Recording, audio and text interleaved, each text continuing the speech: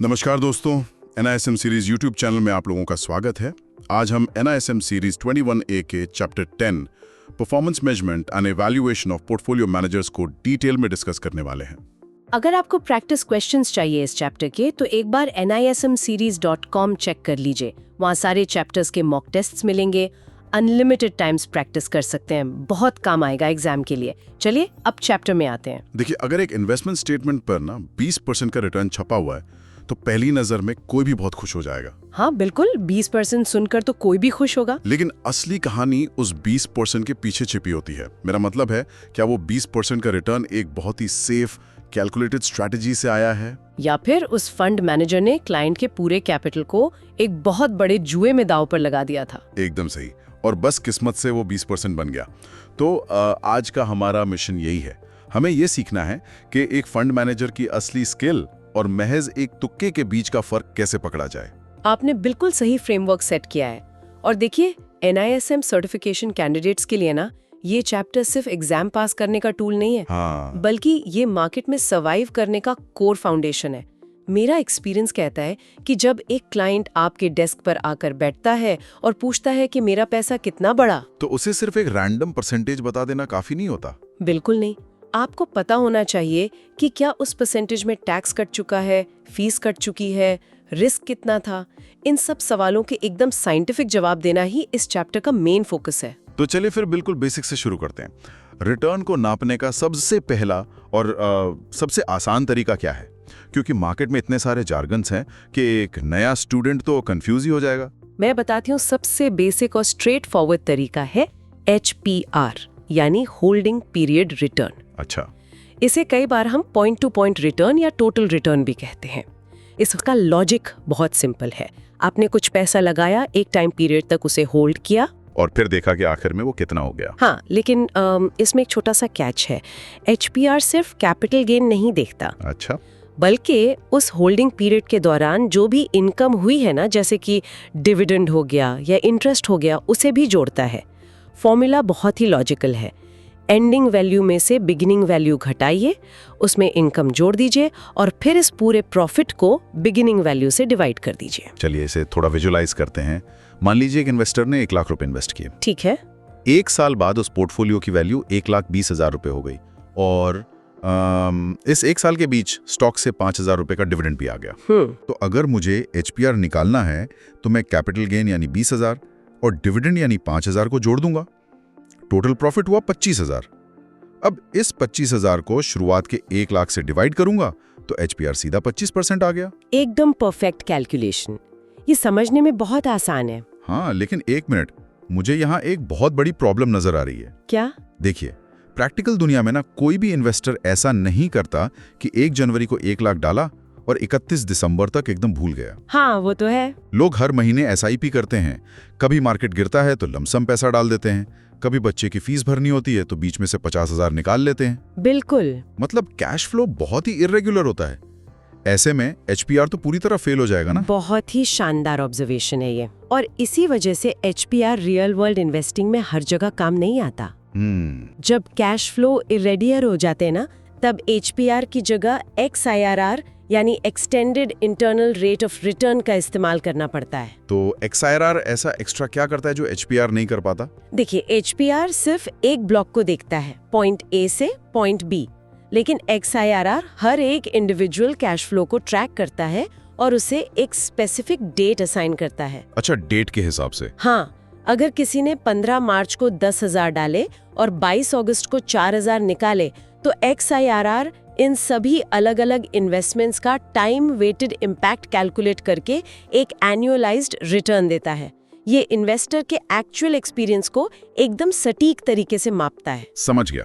यानी इन्वेस्टर ने जो पैसा कमाया वो XIR से पता चल गया। लेकिन यहाँ मेरा एक और सवाल है और ये थोड़ा टेढ़ा है। पूछिए। मान लीजिए एक बहुत ही स्मार्ट फंड मैनेजर है, उसने बहुत अच्छे स्टॉक्स चुने, लेकिन इन्वेस्टर पैनिक में आकर मार्केट के एकदम बॉटम पर अपना सारा पैसा निकाल लेता है। ये तो अक्सर होता है। जाहिर सी बात है कि पोर्टफोलियो के रिटर्न नेगेटिव दिखेगा, लेकिन इसमें उस फंड मैनेजर की क्या गलती? इन्वेस्टर की बेवकूफी की सजा फंड मैनेजर के रिपोर्ट कार्ड पर क्यों दिखनी चाहिए? और यहीं पर इस चैप्टर का सबसे क्रिटिकल कॉन्सेप्ट आता है TWRR, यानी time weighted rate of return. Exam के नजरिए से मैं बता दूं, ये बहुत ही ज्यादा इम्पोर्टेंट है। ओके। आपने बिल्कुल सही कहा कि इन्वेस्टर कब पैसा डाल रहा है और कब निकाल रहा है, ये फंड मैनेजर के कंट्रोल में नहीं है। बिल्कुल नहीं है।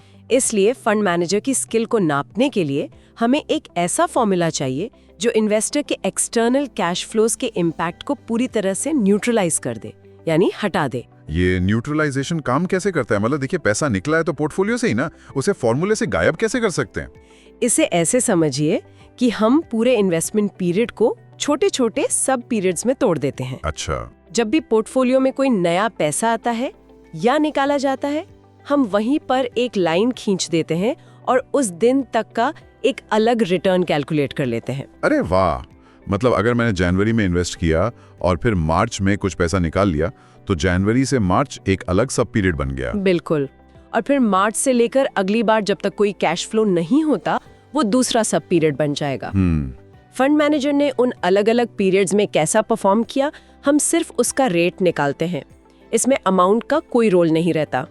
फिर आखिर में इन सभी सब पीरियड्स के रिटर्न्स को ज्योमेट्रिकली लिंक कर दिया जाता है। जियोमेट्रिक लिंकिंग, ये शब्द थोड़ा डरावना लग सकता है स्टूडेंट्स को। हाँ, थोड़ा टेक्निकल है। इसे अगर मैं आसान भाषा में कहूँ ना, तो TWRR असल में एक कंपाउंडिंग इफेक्ट है जो सिर्फ और सिर्फ फंड मैनेजर के फैसलों का रिजल्ट दिखाता है। इन्वेस्टर के 10,000 डालने या 1 लाख निकालने से उस परसेंटेज पर कोई फर्क नहीं पड़ेगा। कि अलग अलग फंड मैनेजर्स की परफॉर्मेंस को कंपेयर करने के लिए सबसे बेहतरीन मेथड कौन सा है, तो जवाब हमेशा TWRR होगा। HPR और XIRR इन्वेस्टर का रिटर्न बताते हैं, जबकि TWRR विशुद्ध रूप से फंड मैनेजर का रिटर्न बताता है। ये डिस्टिंक्शन बहुत ही क्लियर है। फंड मैनेजर का रिपोर्ट कार्ड TWRR है। लेकिन चलिए अब थोड़ा क्लाइंट के नजरिए से सोचते हैं। ठीक है। TWRR ने दिखा दिया कि मैनेजर बहुत टैलेंटेड है, उसने 15% रिटर्न जनरेट किया, लेकिन क्या वो पूरा का पूरा 15% क्लाइंट के बैंक अकाउंट में पहुंचेगा? बिल्कुल नहीं। बीच में फीस और टैक्स की कैची भी तो चलेगी ना। और यहीं पर ग्रॉस रिटर्न और नेट रिटर्न का कॉन्सेप्ट समझना बहुत जरूरी हो जाता है। जो 15% आपने कहा, वो ग्रॉस रिटर्न है, यानी इन्वेस्टमेंट ने जो टोटल पैसा बनाया बिना किसी खर्चे को काटे। लेकिन क्लाइंट को तो नेट रिटर्न से मतलब है। बिल्कुल। नेट रिटर्न वो असल पैसा है जो सारे खर्चे काटने के बाद बचता है। एक पोर्टफोलियो को मैनेज करने में ना कई तरह की फीस लगती हैं। जैसे मैनेजमेंट फीस। हाँ, मैनेजमेंट फीस हो गई, हर्डल रेट के ऊपर परफॉर्मेंस फीस हो गई, ब्रोकरेज हो गया, और अगर क्लाइंट जल्दी पैसा निकाल ले तो एग्जिट लोड भी लगता है। सही बात है। जब हम ग्रॉस रिटर्न में से ये सारी चीजें माइनस कर देते हैं, तब जो बचता है वो नेट रिटर्न होता है। मैं हमेशा कहती हूँ कि एक प्रोफेशनल एडवाइजर को हमेशा क्लाइंट के सामने नेट रिटर्न ही प्रेजेंट करना चाहिए, वरना वो मिसलीडिंग हो सकता है। और फीस के बाद सबसे बड़ा विलन आता है टैक्स। टैक्स विलन नहीं है, एक रियलिटी है। यहाँ हमें प्री टैक्स और पोस्ट टैक्स रिटर्न का फर्क समझना है। पोर्टफोलियो मैनेजर्स जब अपनी फैक्ट शीट पब्लिश करते हैं ना, तो वो हमेशा प्री टैक्स रिटर्न दिखाते हैं। ऐसा क्यों? मतलब क्या वो जानबूझ के टैक्स छुपाना चाहते हैं ताकि रिटर्न ज्यादा दिखे? नहीं, ऐसा इसलिए क्योंकि हर इन्वेस्टर का टैक्स ब्रैकेट अलग होता है। अच्छा, हाँ। कोई इन्वेस्टर शायद 10% स्लैब में हो, कोई दूसरा शायद 10% में। मैनेजर को थोड़ी ना पता है कि कौन सा क्लाइंट किस स्लैब में है। इसलिए अलग अलग फंड्स को सही तरीके से कंपेयर करने के लिए प्री टैक्स रिटर्न ही यूज किया जाता है। लेकिन एक इंडिविजुअल इन्वेस्टर के लिए सिर्फ पोस्ट टैक्स रिटर्न मायने रखता है। इसका फॉर्मूला बहुत सिंपल है। Post tax return is equal to pre tax return multiplied by 1 minus tax rate. यहाँ पे मैं स्टूडेंट्स के लिए एक बहुत ही क्रिटिकल पॉइंट हाईलाइट करना चाहूंगा, जहाँ अक्सर लोग एग्जाम में गलती कर बैठते हैं। हाँ, ये जरूरी है। ध्यान से सुनिए। जब आप इनकम टैक्स के हिसाब से कैपिटल गेन टैक्स कैलकुलेट करते हैं, तो क्या आप PMS यानी पोर्टफोलियो मैनेजमेंट सर्विसेज की फीस को एक्सपेंस मान के डिडक्ट कर सकते हैं? ये एक बहुत ही बड़ा ट्रैप है एग्जाम का। बिल्कुल। इनकम टैक्स रूल्स के हिसाब से कैपिटल गेन्स पर टैक्स कैलकुलेट करते वक्त PMS फीस को डिडक्ट करने की इजाजत नहीं होती है। एकदम सही। कई बार स्टूडेंट्स लॉजिक लगाते हैं कि यार फीस कम मेरा खर्चा है तो प्रॉफिट कम हो गया, तो टैक्स भी कम प्रॉफिट पर लगना चाहिए। लेकिन प्रैक्टिकली ऐसा बिल्कुल नहीं है। इसे एकदम दिमाग में बैठा लीजिए। बहुत ही इंपॉर्टेंट रिमाइंडर है ये एग्जाम के लिए। अब तक हमने सिर्फ रिटर्न, खर्चे और टैक्स की बात की है, लेकिन वो कहावत है ना, there is no free lunch on Wall Street. हाँ, बिल्कुल। रिटर्न हवा में से तो नहीं आता, उसके लिए रिस्क लेना पड़ता है। अगर एक मैनेजर 20% रिटर्न दे रहा है तो रात को इन्वेस्टर को चैन की नींद भी तो आनी चाहिए। रिस्क को नापने का सही तरीका क्या है? देखिए, बिना रिस्क को समझे रिटर्न को इवैल्यूएट करना ऐसा है जैसे बिना स्पीड देखे ये बताना कि कोई गाड़ी कितनी अच्छी है। रिस्क के दो बहुत बड़े पैरामीटर्स होते हैं जिन्हें समझना जरूरी है। अच्छा, पहला है टोटल रिस्क। इसे हम स्टैंडर्ड डेविएशन या वेरिएंस के थ्रू नापते हैं। स्टैंडर्ड डेविएशन को अगर मैं आसान भाषा में कहूं तो ये बताता है कि एक पोर्टफोलियो का रिटर्न अपने एवरेज रिटर्न से कितना ऊपर नीचे उछल सकता है। हाँ, मतलब प्योर वॉलेटिलिटी। एकदम सही। स्टैंडर्ड डेविएशन जितना ज्यादा होगा वो इन्वेस्टमेंट उतना ही ज्यादा रिस्की माना जाएगा। लेकिन रिस्क का एक दूसरा और भी गहरा हिस्सा है जिसे सिस्टमैटिक रिस्क कहते हैं। इसे हम बीटा से नापते हैं। सिस्टमैटिक रिस्क मतलब सिस्टम का रिस्क जो पूरे मार्केट को हिला दे। हाँ, ये वो रिस्क है जो पूरे मार्केट में मौजूद है और जिसे आप डाइवर्सिफिकेशन से खत्म नहीं कर सकते। मान लीजिए रिजर्व बैंक ने इंटरेस्ट रेट बढ़ा दिए, या देश में इन्फ्लेशन बहुत बढ़ गया, या कोई ग्लोबल क्राइसिस आ गया। बिल्कुल, इसका असर हर कंपनी पर पड़ेगा, चाहे वो कितनी भी अच्छी क्यों ना हो। इसी मार्केट रिस्क को बीटा नापता है। तो अगर सिस्टमैटिक रिस्क को हम डाइवर्सिफाई नहीं कर सकते तो वो कौन सा रिस्क है जिसे हम 20-25 अलग-अलग स्टॉक्स खरीदकर खत्म कर सकते हैं? उसे अनसिस्टमैटिक रिस्क कहते हैं। ये किसी एक स्पेसिफिक कंपनी या सेक्टर का रिस्क होता है। जैसे अगर किसी कंपनी के फैक्ट्री में आग लग जाए या उनका सीईओ अचानक रिजाइन कर दे, ये रिस्क सिर्फ उसी कंपनी के शेयर को गिराएगा, पूरे मार्केट को नहीं। हाँ, लॉजिकल है। अगर आपके पोर्टफोलियो में 20 अलग-अलग स्टॉक्स हैं, तो एक कंपनी का नुकसान बाकी 19 से कवर हो जाएगा। एक अच्छा फंड मैनेजर इसी अनसिस्टमैटिक रिस्क को मैनेज करके जो एक्स्ट्रा रिटर्न जनरेट करता है, उसे ही हम अल्फा कहते हैं। क्या बात है। अब ये रिस्क और रिटर्न के कॉन्सेप्ट को ना एक साथ जोड़ते हैं, क्योंकि अल्टीमेटली हमें रिस्क एडजस्टेड रिटर्न निकालना है। हाँ। यहाँ पर पूरे फाइनेंस के दो सबसे मशहूर फॉर्मूले आते हैं, शार्प रेशियो और ट्रेनर रेशियो। बिल्कुल। शार्प रेशियो का फॉर्मूला होता है portfolio return minus risk free rate divided by standard deviation. इस फॉर्मूले को थोड़ा डिकोड करते हैं। हम रिटर्न में से रिस्क फ्री रेट क्यों माइनस कर रहे हैं? था ना? हाँ, वो तो है। मान लीजिए एफडी 6% दे रही है और पोर्टफोलियो ने 15% दिया, तो मैनेजर ने एक्स्ट्रा मेहनत करके सिर्फ 9% ही तो कमाया ना। इसे हम रिस्क प्रीमियम कहते हैं। समझ गया। तो शार्प रेशियो बताता है कि हर एक यूनिट टोटल रिस्क यानी स्टैंडर्ड डिविएशन के बदले इन्वेस्टर को कितना एक्स्ट्रा रिस्क प्रीमियम मिला। बिल्कुल।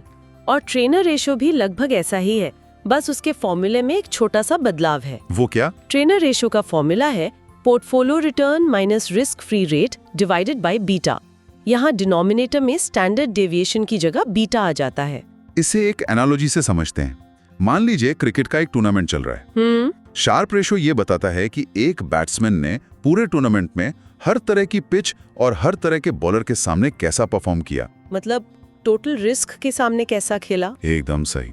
लेकिन ट्रेनर रेशियो का मतलब है कि उस बैट्समैन ने सिर्फ टूर्नामेंट की सबसे खतरनाक और मुश्किल पिचों पर कैसा परफॉर्म किया, जहां सबको दिक्कत हो रही थी, क्योंकि बीटा सिर्फ मार्केट के सिस्टमैटिक रिस्क को रिप्रेजेंट करता है। ये एनालॉजी बहुत ही सटीक है। एग्जाम में कैंडिडेट्स को बस इतना याद रखना है कि शार्प का जोड़ा स्टैंडर्ड डेविएशन के साथ है और ट्रेनर का जोड़ा बीटा के साथ है। वैसे दोस्तों, थ्योरी तो ठीक है, लेकिन असली चीज है प्रैक्टिस। nismseries.com पे जाके इस चैप्टर के क्वेश्चन जरूर सॉल्व करना, क्योंकि एग्जाम में तो यही पूछेगा ना। अनलिमिटेड मॉक टेस्ट्स हैं, जितना मर्जी उतना प्रैक्टिस करो। ठीक है, चलो अब क्वेश्चंस देखते हैं। चलिए कुछ टिपिकल एग्जाम क्वेश्चंस को ब्रेक डाउन करते हैं। मान लीजिए क्वेश्चन आता है कि एक पोर्टफोलियो में 3 स्टॉक्स हैं। ओके। कंपनी एंडो का वेट 25% है और उसका एक्सपेक्टेड रिटर्न 12% है। कंपनी बी का वेट 50% है और उसका रिटर्न 10% है। और कंपनी कूल का वेट 25% है और रिटर्न 16% है। पूरे पोर्टफोलियो का एक्सपेक्टेड रिटर्न क्या होगा? ये तो वेटेड एवरेज का एकदम क्लासिक सवाल है। इसे ऐसे समझिए जैसे हम मिक्स फ्रूट जूस बना रहे हैं। जितना प्रतिशत जो फल होगा उसका स्वाद उतना ही आएगा। बिल्कुल सही। चलिए इसे स्टेप बाय स्टेप कैलकुलेट करते हैं। एंडो कंपनी का 25% हिस्सा है और रिटर्न 12% है, तो 25% मल्टीप्लाइड बाय 12% हुआ 3%। ठीक है। बी कंपनी का हिस्सा 50% है और रिटर्न 10% है, तो 50% मल्टीप्लाइड बाय 10% हुआ 5%। और कूल कंपनी का हिस्सा 25% है और रिटर्न 16% है, तो 25% मल्टीप्लाइड बाय 16% हुआ 4%। अब इन तीनों को जोड़ दीजिए। 3% plus 5% plus 4% is equal to 12%। तो पूरे पोर्टफोलियो का एक्सपेक्टेड रिटर्न 12% होगा। बहुत आसान था ये तो। हाँ। अब थ्योरी का एक ट्रिकी क्वेश्चन लेते हैं। हाँ। अगर क्वेश्चन पूछेगी the measure of performance which divides the portfolio's risk premium by the portfolio's beta is the. अरे अभी हमने डिस्कस किया डिनोमिनेटर में बीटा है, बीटा यानी सिस्टमैटिक रिस्क, तो इसका सही जवाब बिना किसी डाउट के ट्रेनर मेजर होगा। और अगर सवाल घुमा दे और कहे कि risk premium divided by standard deviation, तब जवाब शार्प मेजर होगा। NISM के एग्जाम्स में ये दोनों सवाल बार बार घुमाकर पूछे जाते हैं। अच्छा, एक कैलकुलेशन वाला क्वेश्चन भी देखते हैं जहां अक्सर लोग फंसते हैं। क्वेश्चन में दिया है कि पोर्टफोलियो रिटर्न 17% है, रिस्क फ्री रेट 6% है, ओके। बीटा 1.00 है और स्टैंडर्ड डेविएशन 5.02% है, और हमें शार्प मेजर कैलकुलेट करना है। देखिए, NISM पेपर सेटर्स ना बहुत चालाक होते हैं। उन्होंने क्वेश्चन में जानबूझकर बीटा और स्टैंडर्ड डेविएशन दोनों दे दिए हैं ताकि कैंडिडेट कंफ्यूज हो जाए कि कौन सा इस्तेमाल करना है। यही तो ट्रैप है। लेकिन हमें पता है कि शार्प रेशियो का मतलब है टोटल रिस्क, यानी हमें सिर्फ स्टैंडर्ड डेविएशन को देखना है, बीटा को पूरी तरह इग्नोर करना है। तो चलिए फॉर्मूला लगाते हैं। Return minus risk free rate divided by standard deviation, यानी 17 माइनस 6 और पूरे को डिवाइड करेंगे 5.02 से। तो न्यूमरेटर में 17 में से 6 गए तो 11 बचा। अब इस 11 को 5.02 से डिवाइड करना है। एग्जाम में कैलकुलेटर मिलेगा, लेकिन मेंटल मैथ से टाइम बचता है। मैं सोचता हूँ कि 11 को अगर मैं सीधा 5 से डिवाइड करूँ तो 2.2 आएगा। हाँ बिल्कुल, क्योंकि डिनोमिनेटर 5.02 है जो 5 से थोड़ा ज्यादा है, तो आंसर 2.2 से थोड़ा सा कम होना चाहिए। ऑप्शंस में 2.19 दिया हुआ है, तो मुझे पूरा कैलकुलेट करने की जरूरत ही नहीं है। 2.19 ही परफेक्ट आंसर है। ये एस्टिमेशन की टेक्निक एग्जाम में सच में बहुत क्रूशियल टाइम बचाती है। चलिए अब मैथ से बाहर निकलते हैं और एक बहुत ही प्रैक्टिकल सिनेरियो पर आते हैं। ठीक है। मान लीजिए आपके फंड मैनेजर ने इस साल 8.7% रिटर्न दिया और जिस बेंचमार्क इंडेक्स से वो खुद को कंपेयर करता है उसने 7.8% रिटर्न दिया। मैनेजर ने बेंचमार्क को बीट कर दिया। क्लाइंट तो बहुत खुश है, लेकिन एक एनालिस्ट के तौर पर मुझे कैसे पता चलेगा कि वो मैनेजर सच में जीनियस है या फिर सिर्फ किसी एक शेयर में तुक्का लग गया था? इस तुक्के और स्किल को अलग करने के प्रोसेस को ही हम परफॉर्मेंस एट्रीब्यूशन एनालिसिस कहते हैं। अच्छा, ये टूल टोटल एक्सेस रिटर्न को जो मैनेजर ने बेंचमार्क के ऊपर कमाया है उसे 3 अलग-अलग पिलर्स में तोड़ देता है। Asset allocation effect, security selection effect और इंटरैक्शन इफेक्ट। इसे थोड़ा डिकोड करते हैं। एसेट एलोकेशन इफेक्ट का रियल वर्ल्ड में क्या मतलब है? एसेट एलोकेशन का मतलब है सही सेक्टर या एसेट क्लास चुनना।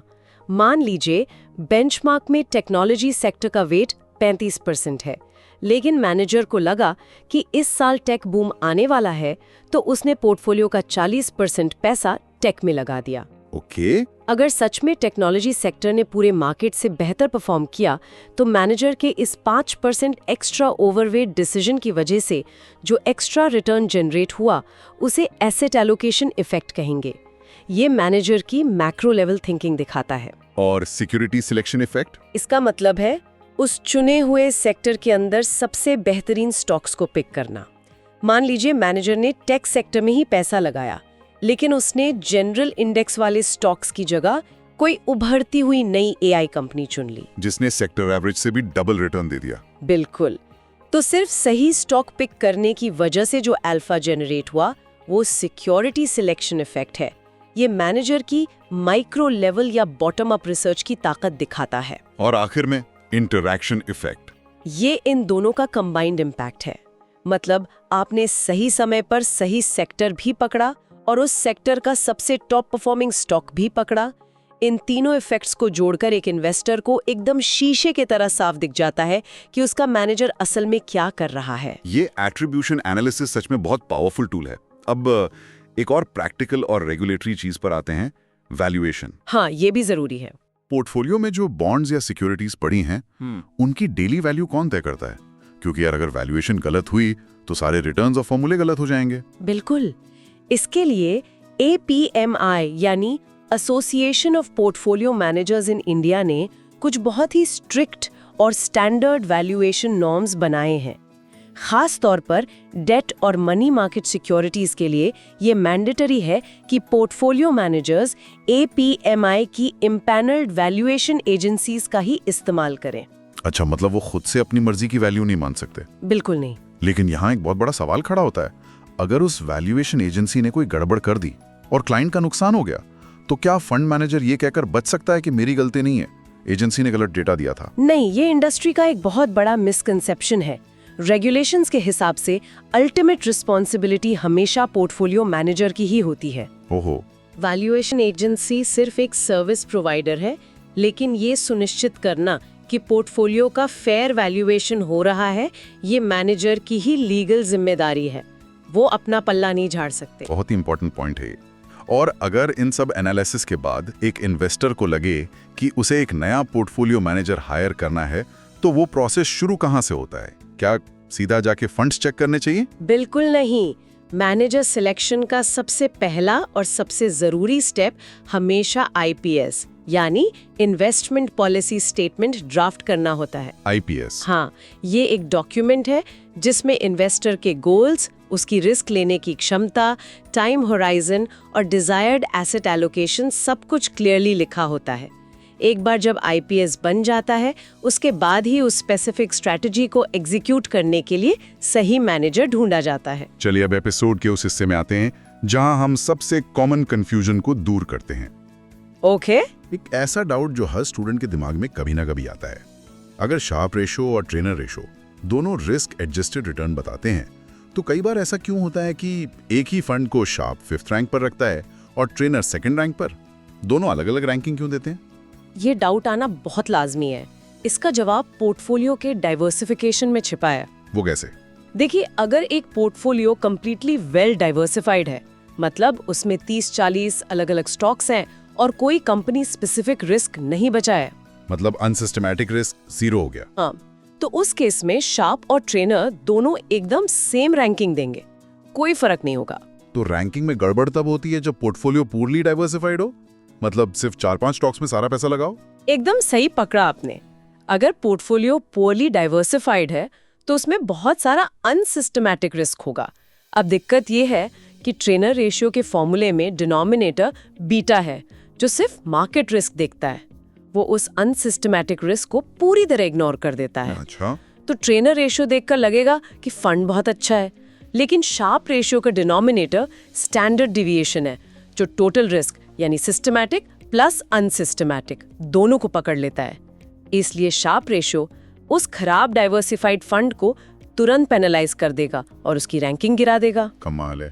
मतलब रैंकिंग में जो भी डिफरेंस आ रहा है वो सिर्फ और सिर्फ पोर्टफोलियो में डाइवर्सिफिकेशन की कमी को एक्सपोज कर रहा है। मुझे लगता है इसके बाद इस कॉन्सेप्ट में कभी कोई डाउट नहीं बचेगा। बिल्कुल नहीं। अब टाइम आ गया है हमारे क्विक रिवीजन का। एग्जाम हॉल में घुसने से पहले वो 5 बुलेट पॉइंट्स जो एकदम टिप्स पर होने चाहिए। पॉइंट नंबर 1, TWRR यानी time weighted rate of return external cash flows के बायस को खत्म करता है। इसलिए अगर सवाल पूछे कि फंड मैनेजर का परफॉर्मेंस इवैल्यूएट करने का बेस्ट मेट्रिक कौन सा है, तो आंख बंद करके TWRR मार्क करना है। पॉइंट नंबर 2, बीटा का मतलब है सिस्टमैटिक रिस्क या मार्केट रिस्क जो कम नहीं हो सकता, और स्टैंडर्ड डेविएशन का मतलब है टोटल रिस्क। पॉइंट नंबर 3, फॉर्मूलों को मिक्स मत करना। शार्प रेशियो के फॉर्मूले में डिनोमिनेटर स्टैंडर्ड डेविएशन होता है और ट्रेनर रेशियो में बीटा होता है। पॉइंट नंबर 4, इनकम टैक्स निकालते समय कैपिटल गेन्स पर PMS की फीस को एक्सपेंस मानकर डिडक्ट करने की इजाजत बिल्कुल नहीं होती है। और आखिरी point number 5, performance attribution analysis के 3 पिलर्स होते हैं। एसेट एलोकेशन यानी सेक्टर चुनना, सिक्योरिटी सिलेक्शन यानी स्टॉक चुनना, और इंटरैक्शन इफेक्ट। बहुत ही बेहतरीन रिवीजन। हमने रिटर्न्स, रिस्क, फॉर्मूले, एट्रीब्यूशन सब कुछ डिकोड कर लिया। लेकिन जाते जाते एक बात सोचिएगा, ये पूरा चैप्टर इस बात पे टिका है कि हम मैनेजर के परफॉर्मेंस को एक बेंचमार्क से कंपेयर कर रहे हैं। हाँ, लेकिन क्या होगा अगर वो बेंचमार्क ही गलत चुना गया हो? मान लीजिए एक manager deep value small cap strategy चला रहा है और आप उसे लार्ज कैप निफ्टी 50 से कंपेयर करके खराब बता रहे हैं। ये तो गलत होगा। बिल्कुल। कस्टमाइज्ड बेंचमार्क्स और ब्रॉड मार्केट इंडेक्स के बीच का ये खेल बहुत गहरा है। मैनेजर कई बार जानबूझकर आसान बेंचमार्क चुनते हैं ताकि वो अच्छे दिखें। इस बेंचमार्क गेम पर जरूर सोचना। सच में ये बहुत सोचने वाली बात है। बस दोस्तों, चैप्टर खत्म। Thank you for watching. मुझे लगता है अच्छे से समझ आ गया होगा। अब करना क्या है, जाओ nismseries.com पे, वहाँ सारे चैप्टर्स के प्रैक्टिस टेस्ट हैं। इंडिया का सबसे ट्रस्टेड प्लेटफॉर्म है NISM प्रिपरेशन के लिए। जितना प्रैक्टिस करोगे उतना कॉन्फिडेंस बढ़ेगा। और हाँ, कोई डाउट हो इस चैप्टर में तो नीचे कमेंट में लिख देना। बाकी all the best for your exam.